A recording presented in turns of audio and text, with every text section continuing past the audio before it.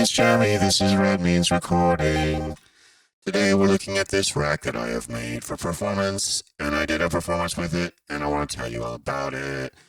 Because when we make modular gear, we kind of try to perform with it, but this was in front of people and it was different. And anyways, let's talk about what's going on here. As I said, this is a rig that I put together over a couple weeks, and as of last night, which is probably not last night when I put this video out, I performed with this rig in front of people. I've done a bunch of practices with it before that, a bunch of streams with it. It works out well.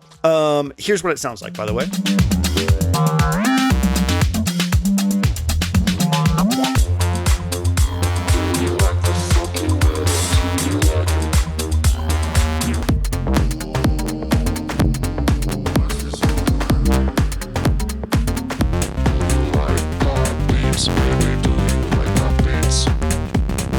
Wonderful. So I can actually do a bunch of different BPMs and different styles depending on what I have loaded in here, but we're just going to be focusing on the 118 BPM sort of new disco thing that I did. What's going on here? Well, from left to right, we have Pamela's new workout for clock. We have Moskwa, which is a great sequencer that's sequencing pizza for our bass line. And don't worry, I'll explain all of this more. If you'd like to jump around in chapter marks, go ahead and check the video description. Moskwa is sequencing pizza. Erica Synth sample drum is playing our drums. Plaits is our lead voice. Pizza is our bass and sort of weird top oscillator. It has three outputs, which are all being VCA'd and enveloped by Quart, and they are being sequenced. The actual envelopes here are being sequenced by Euclidean circles. Again, I'll show you what all this means in just a smidge. Unify is our mixer. This is to control the amount of swing in Pamela's new workout. Euclidean circles is doing the rhythms to feed our envelopes here on Quant. Arpitecht is sequencing plots. Tides is doing modulation. Stages is acting like a 4-channel sort of like mixer control for Erica Synth sample drum. The last 2 channels are getting triggered by Euclidean circles to do modulation for plots, which I probably should make sure I have turned down. We got a little VCA hiding right here. Effects. Prism is the second stage of what Plots gets. Plots goes into the Z5000 here and then into Prism. And then the main flavor channel of pizza comes into Icaria here and then goes into Mimeophone. So with that said, I'm going to hit play and we're going to start talking about things from left to right. So the first thing I want to talk about is the drums, because this is actually a pretty cool, thing that the Erica Synth sample drum is capable of doing. So let me go ahead and bring this up. And this, I told you this was like a mixer control. This one right here is set to a low pass filter in the Erica Synth's sample drum, and this is the volume of our first loop. This is the volume of a second loop, and this is a reverb. The Erica Synth sample drum is set into what's called performance mode, where each channel you can have a series of controls on screen and you can use the knobs, you can assign them to things. So for instance, if I go into here, I can change the loop it's playing, which is really, really cool. So it gets a trigger for each one of these every 2 bars, which means that it will reset every 2 bars. It's kind of like having like a clip launcher in Ableton, and I'll explain to you how I did that in just a second. So let's go into how this works. The sample drum is a 2-channel sample playback device where each channel can have a pool of samples. And what I have in here, this is my pool on the right, I have a ton of these phase action, new sound of disco loops. On channel 1 and 2, I have ones that have kicks and snares in them, but they also have hi-hats and percussion. So basically like the core loops, like the things that actually have a full beat. And then on channel 2, I have all the top loops, and I actually went through in Ableton and had all of these constrained to 118 BPM so that I know that I can load any loop that I want and it will just play. So this is one of the really cool things about the Erica Synth sample drum is its ability to do this specifically, this like perform mode where I can pick a sample that's playing back and I can pick from everything I've loaded in. I don't know any other sampler that does this, but if anybody knows one that can do stereo stuff and can do this, please let me know in the comments because I would upgrade to that. This is all mono, which is fine for drums, but I would prefer to have the stereo information in there. What does this give us? Well, it gives me a huge amount of control over like the feeling of the groove. I can completely change it. And since I can do this, I can kind of bring this down to just a kick drum with the low pass filter, which is really, really nice. And then if I want to create this build up, I can use the reverb to do that. I have to be really careful with the...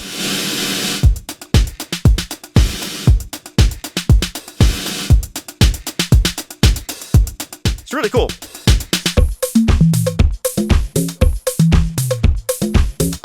So that's what's going on with the drums. Pams is sending out triggers every 2 bars to the sample drum. I have a bunch of loops that I can pick from, and then I have some controls right here for that. Let's talk about, I'm going to skip plots right now, even though it's next in order. Let's talk about the other main part of this, which is the bass line and the sort of like top lead part. Like I said, Moskwa is sequencing the pitch of pizza, but Euclidean circles is sequencing the rhythms of pizza. So let me show you what I mean by that. Moskwa, I've done a video on. It's a really great sequencer for performance because it has a lot of really great options for performance. So let's hit play. Make sure this is on. So let me get a couple notes going on. If I turn the envelopes up for this, you're not going to hear anything because I have no triggers coming out of Euclidean circles.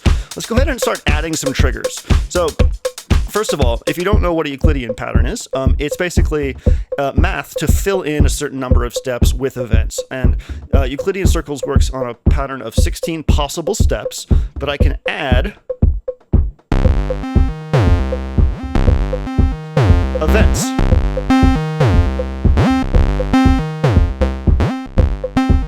See? No events. Do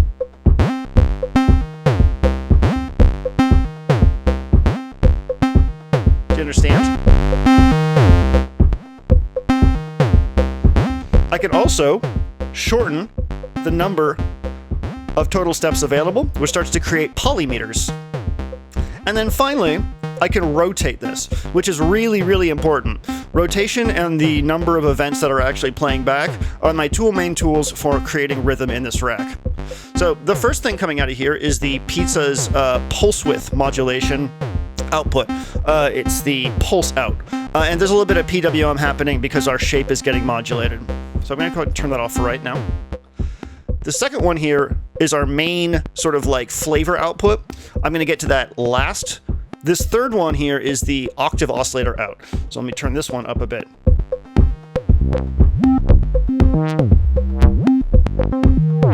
I love this one because when you modulate the shape input here,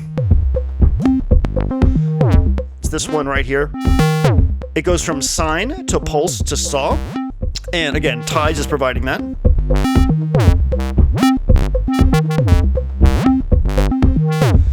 So it sounds very, very cool and very techy, almost like it's got a low-pass filter on it, because essentially a pulse and a saw going to sine wave is what a low-pass filter does, which is pretty nifty. So again, I have independent control over its rhythm and envelope.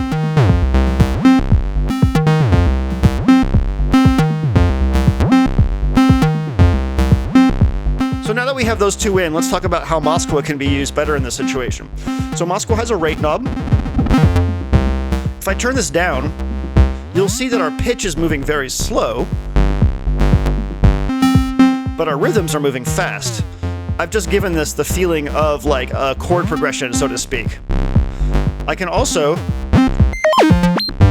change the range of Moskwa. So it can be really down low and growly, or I can move it up a little bit. So we can go fast, 16th notes. Kind of like an acid thing.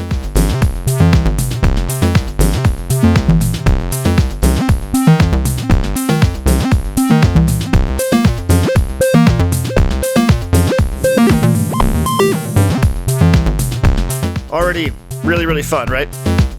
So the other thing that we can do with this is I can change the reset to 1. Or any. I mean, you can see how like I can change it to like 4.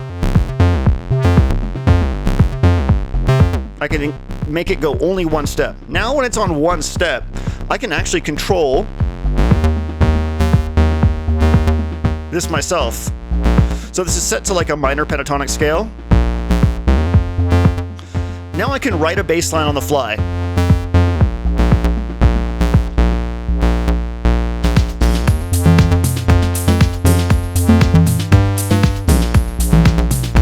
This is how I use Renee as well. And combined with vocals, it can be really fun.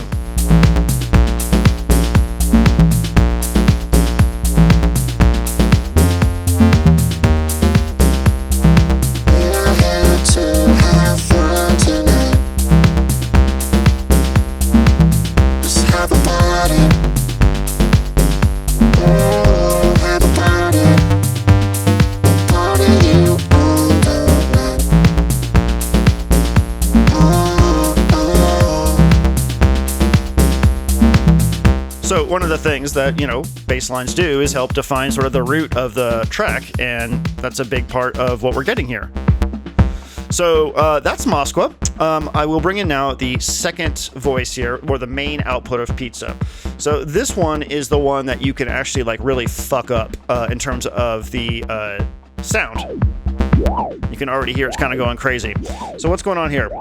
Well, you can hear Tides working on this parameter right here, the control parameter, which I have set to the wave folder. So already we have a cool little, I don't know what you'd call it, like a little rhythm built into our modulation, and that's again by Tides. So I can change this to be all kinds of different ways. There's also a thing going into the index mod here for our FM, which is going to get real growly.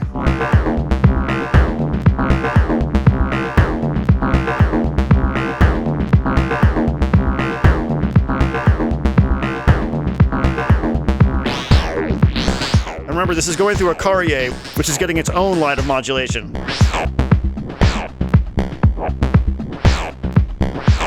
So lots of fun to be had there. One of the things I really like to do with this is turn it all the way up to high pass, give it all of its steps. Turns into a sort of a high frequency fun thing. So this is running through mimeophone. I can bring in some delay if I want to.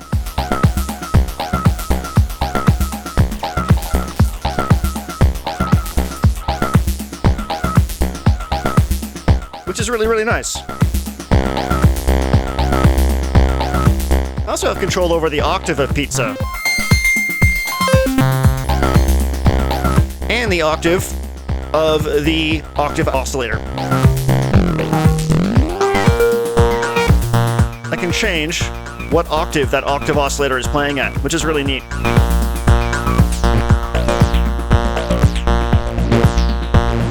Here already, there's a lot of permutations in terms of the rhythm and stuff like that. And all three of these are getting, say, the same pitch data, so if I go back to this,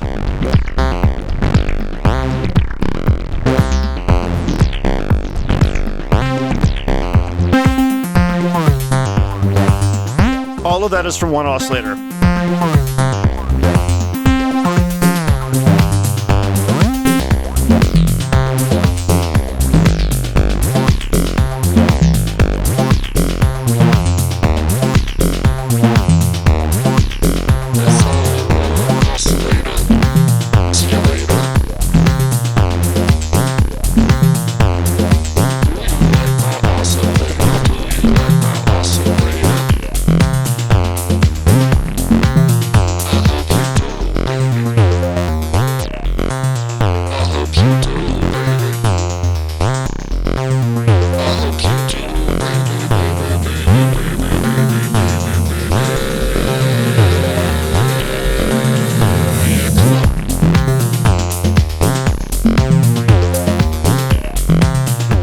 I think that's fun as hell. So let's go ahead and rotate some patterns here and just get a little vibe difference.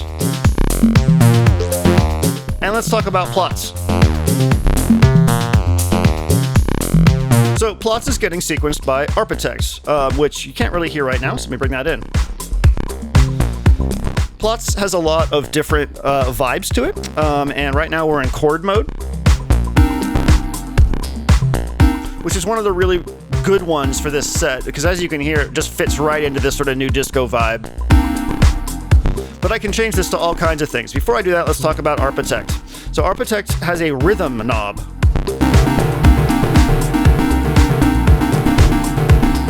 Which you can see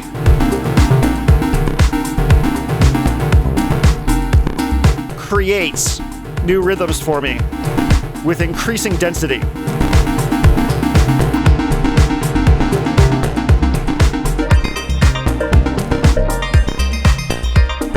The modulation I just turned up are coming from these two channels of stages, which are being triggered by Euclidean triggers over here to reset the LFO. I can speed these up and slow them down.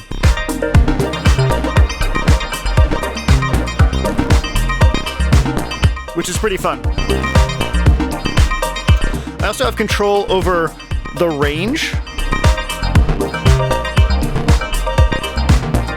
of arpitecht. And then finally, one of the crucial things here is that I have plates with an alternate firmware on it, where the frequency here, the actual pitch, is locked, and this has become an octave knob. So if you want to get this, it's just an alternate firmware for plates that someone made that is really, really, really good, and it just, for live performance, I never want this big knob getting fucked with, ever, ever, ever, ever, unless it's octaves. We have octaves over here, in both places, which is really, really fun. So, in chord mode, I don't really want to add other notes because you can hear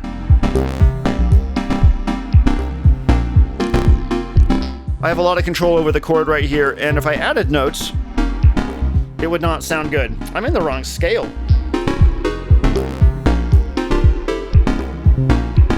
You can see that you can pick a scale here for your arpitecht. I think that is the one I want.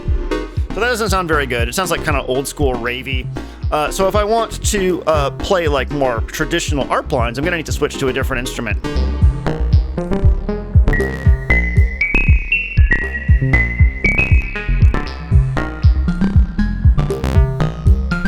Like that. Let's talk about the swing. I can increase and decrease the swing of Pam's. I have all of my clocks that are feeding my my sequencers set to respond in a very specific range to this CV offset, so that if I have a set that has more swing to it based on these loops, I can change that.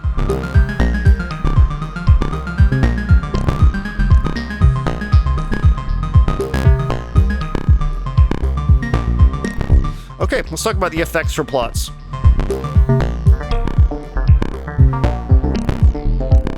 First is going through the Z5000, which I'm using for a reverb. I find reverbs to be really, really important in making things sound good. So here's without. You can hear that that is very dry and not fun. And that's already a little bit better. Now, I can increase the time of this and get a big old wash, which is real nice. I'll just kind of keep it mellow here. I have a mix control, and I actually have a volume control right here because the Z5000 has an in gain thing that goes all the way to 0. So if I ever want to bring plates completely out of the picture, I can do that right there. Then it's going into this little friend that's hidden here called the Qubit Prism. Qubit Prism has a filter, which I'm not really utilizing all that well. It also has a bit crusher, and when you run a reverb into that, you crush the whole reverb, which I think sounds really cool. It also has a comb filter that's clocked, which I can do this with.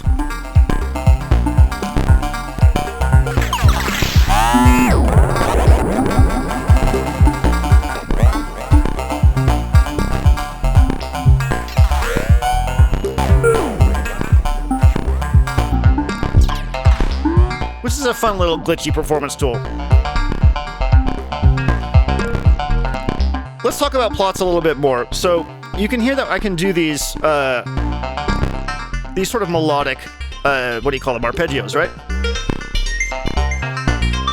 Which is nice.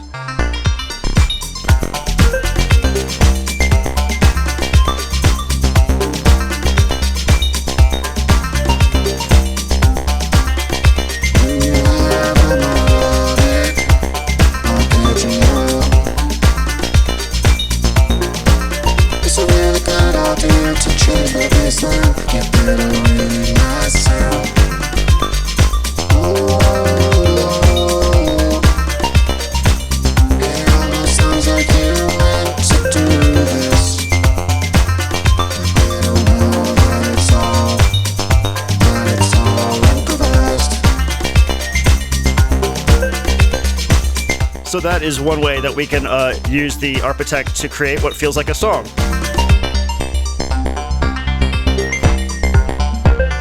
But sometimes I want to be able to take this out, change to a different melodic thing, and I don't want to do this. So what I can do is I can hit this one and change it over to the percussive side of plots. Amelie was real smart when they made this, because the ability to just shift between tonal and percussive models is a game changer. So for instance, here's my chords. On the other side is the snare, which still has some melodic content, but it's much less pronounced. So now I can basically take this down, and it sounds like a little techno riff, right?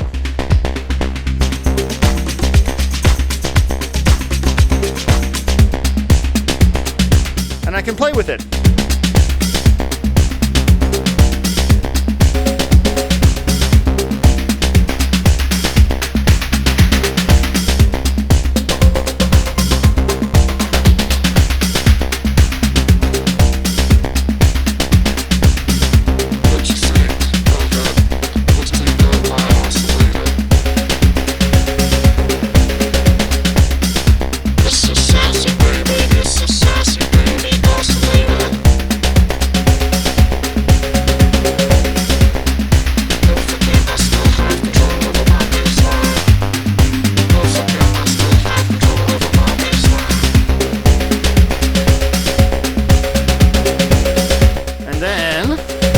Do this.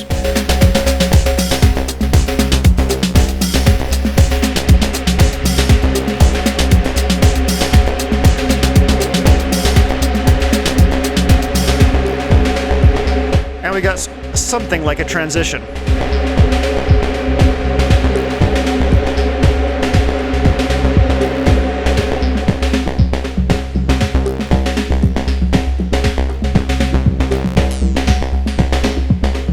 Come over here, rotate, sort of willy-nilly. I'm just trying to create change, not necessarily really know what that change is going to be. I want to be surprised as much as everybody else.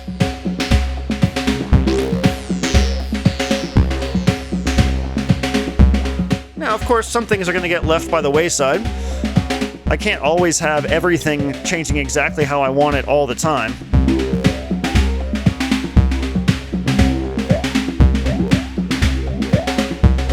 But that is what, theoretically, the vocals are for. So I can sort of do something while my hands are doing something and kind of mask the change.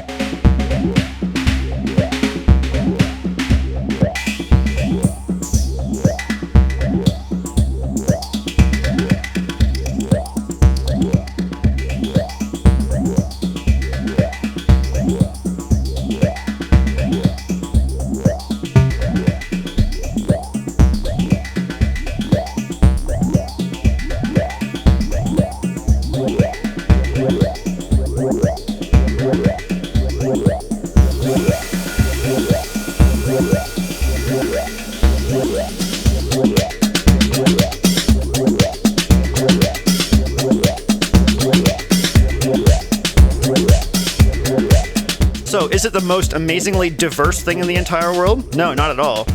But it's a very, very focused system for a very specific type of music.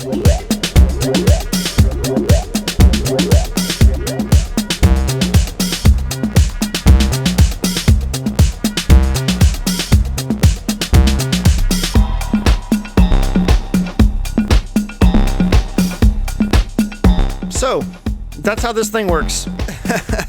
I'm not going to make any changes to it, except for I'm going to flip this out, the Unify mixer, for a vortices from Steady State Fate, because I think that's the best small HP mixer for this kind of stuff.